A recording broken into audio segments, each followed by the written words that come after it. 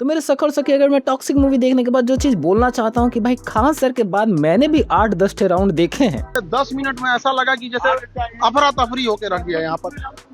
8-10 round तो हम देखे हैं यहाँ पर। एंड ये ओवरऑल राउंड्स देखने के बाद मुझे लग रहा है कि भाई मैं ना क्रोम पे ही गया था, मैं मूवी देखने बिल्कुल भी नहीं गया था। अगर मुझे मतलब क्यों क्या बनाना चाह रहे थे।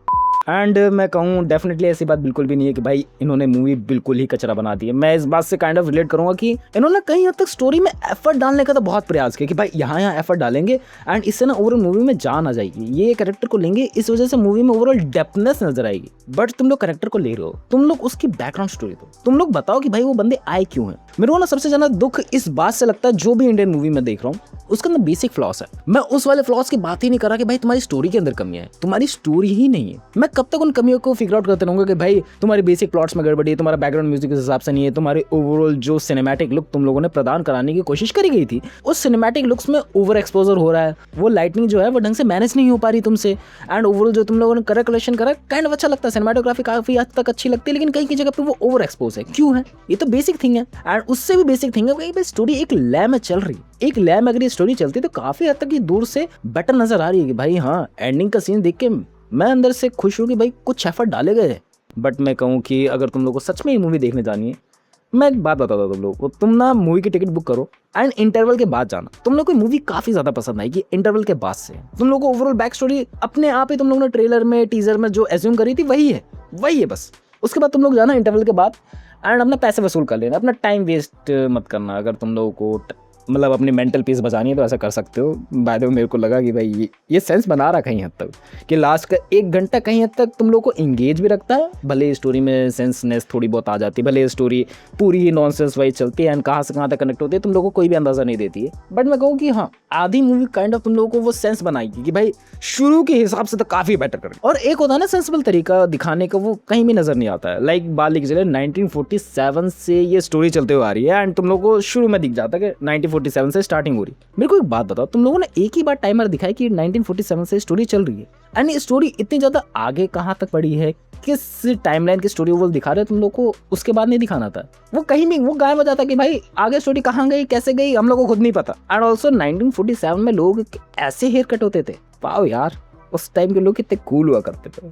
एंड आजकल की जनरेशन को देखो ये कैसे हेयर स्टाइल है, कैसी हेयर स्टाइल है। एंड मैं कहूँ दोबारा अपने वही पुराने पॉइंट पाता हूँ, इसमें क्लटर बहुत ज्यादा है। कौन सी बंदी क्यों आ रही है एंड कौन सी बंदी के साथ यश भाई क्या करना चाह रहे हैं। मैं मान रहा हूँ कि तू गैंगस्टर है, तू कुछ भी कर सकता है। मैं मान रहा हूँ कि भाई तेरे पास प्लॉट आर्मर भी है, मैं एक बारी को इसको भी एक्सेप्ट करके चलता हूँ कि भाई तेरे पास प्लॉट आर्मर है, तू कुछ भी कर सकता है।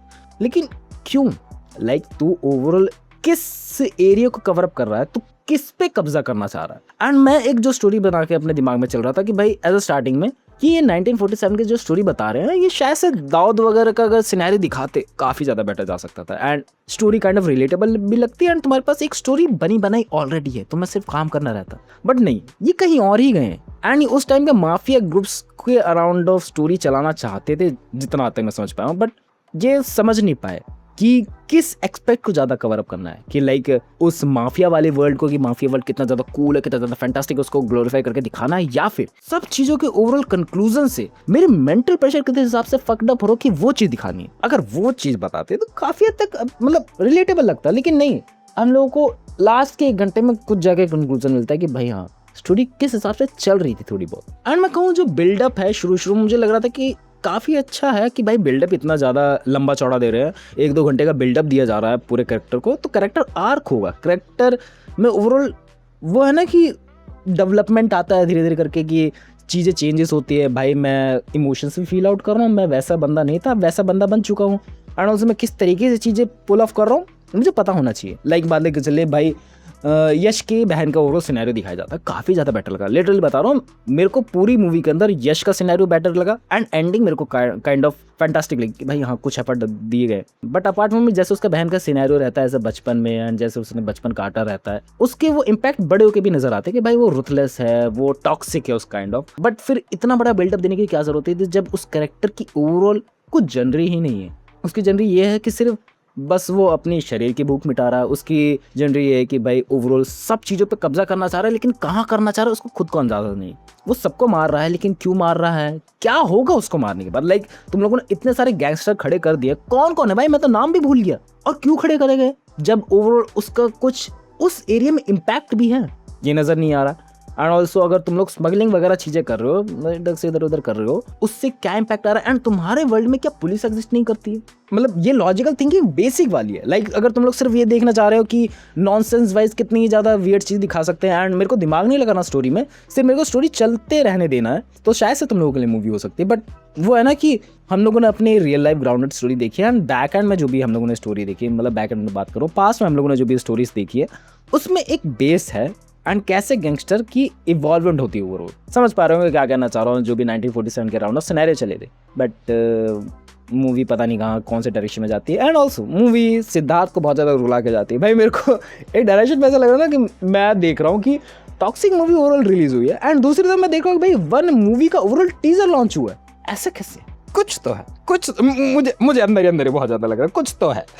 अब तुम लोग मुझे उस बात के लिए ट्रोल मत करना कि ओवरऑल जो क्यारा और यश ने जो भी करा भाई वो स्क्रीन प्ले है, करना है, एक्टर है। मैं मान रहा हूँ, मैं बस मजे के लिए बोला कि भाई कुछ सेंस तो बना रहा ना।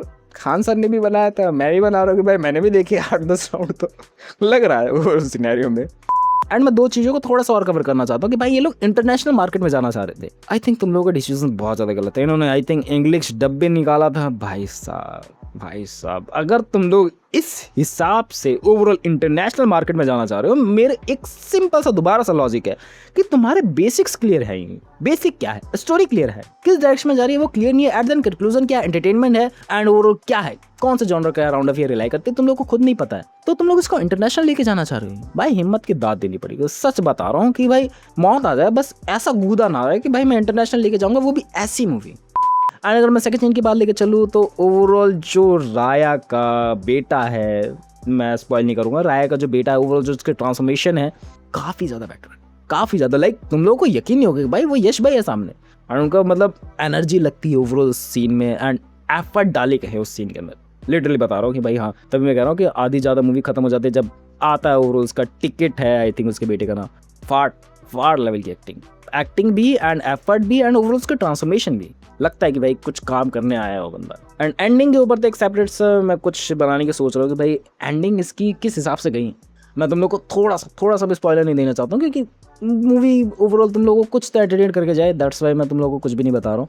बट ओवरऑल मूवी के मैं ये बता दिया तेरे को कि बेसिक्स क्लियर नहीं है, बहुत ज़्यादा कचरा है। अगर तेरे को टाइम पास करना है एंड तेरे पर टाइम है तो जा सकता है, यश का फ़ैन है तो। एंड मैं किसी को भी हेट करने नहीं बैठा हूँ, सिर्फ यहाँ पर मैं मूवी क्रिटिक करने बैठा हूँ। आई थिंक मैं सही बोल रहा हूँ कि किस हिसाब से मुझे बेकार लगी है एंड किस हिसाब से मे बी तेरे को भी बेकार लग सकती है, फिर अच्छी लग सकती है। आप हर किसी का ना वो डिफरेंट टेस्ट होता है कि भाई किसी को मे बी पसंद आए, किसी को मे बी पसंद ना आए, वही एक पर्टिकुलर चीज़। बाकी ओवरऑल मूवी के इंटरनेट रिव्यूज़ के बाद लेकर चले, इंटरनेट की रेटिंग्स की बात लेकर चले, लाइक बहुत ज़्यादा ही कचरा देखने को मिली है। हर जगह पे इसको ट्रोल मैंने देखने को मिल रही है। कुछ यश के जो डाई हार्ट फैन है वो कुछ नहीं बोल रहे, बट हर जगह पे मेरे को देखने को मिला कि भाई मूवी बहुत ज़्यादा बेकार है एंड इनको उस हिसाब से नहीं करना चाहते। बट मैं बोलूँ कि यश का सिर्फ अब एक ही चांस बच गया है कि भाई इस साल के अंदर अगर उसने उसमें और अफाम कर लिया, जो करेगा डेफिनेटली करेगा भाई। नमित मल्होत्रा रामायण में जो रावण का रोल मिला करेगा बंदा डेफिनेटली। एंड वही चीज़ मेरे को एक लग रहा है कि भाई हाँ, उसमें ही बंदे ने एफर्ट डाले हैं। अपार्ट फ्रॉम इट इस मूवी के अंदर बात नहीं थी यार।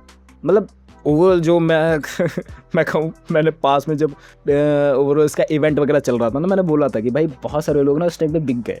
बहुत मतलब मैं जिनको जेन्युइनली देखता हूँ ना भाई, जो टीजर और ट्रेलर के टाइम पे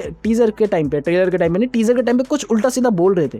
ट्रेलर आती जैसे उनको इन्विटेशन मिला कि भाई ट्रेलर लॉन्च होने वाले, आ जाओ तुम लोग देखो ओवरऑल क्या कैसे बनाया हम लोगों ने, भाई उनके रिएक्शन बदल गए।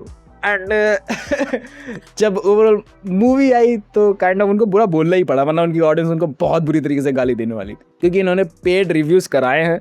जितना पेड रिव्यूज़ पता नहीं है कि नहीं है, शायद से ना हो, बट ओवरऑल कहीं ना कहीं तो दिखने को मिलता है कि भाई यश भाई की मूवी आई है, भाई एकदम फैंटास्टिक मूवी है, ये मेरे को देखने को मिला कहीं ना कहीं। बाकी तुम लोग क्या सोचते हो अगर तुम लोगों ने देख लिया मूवी? एंड या एक और ट्रॉमा मैंने एंजॉय करा, एक और ट्रॉमा 3 घंटे भाई साहब। मतलब तुम लोग को अगर देखना है ना कैसे तुम लोग कितना लंबा खींच सकते हो, कितना लंबा कुछ भी बड़बड़ा सकते हो, कितना लंबा मतलब कुछ भी दिखा सकते हो स्क्रीन पे, ये मूवी जाके देखो। अगर तुम लोग ओवरऑल इस इंडस्ट्री से जुड़े हो, तुम्हारे लिए बहुत बड़ी लर्निंग्स है। That's for the video. मिलता है नेक्स्ट वीडियो में, बाय।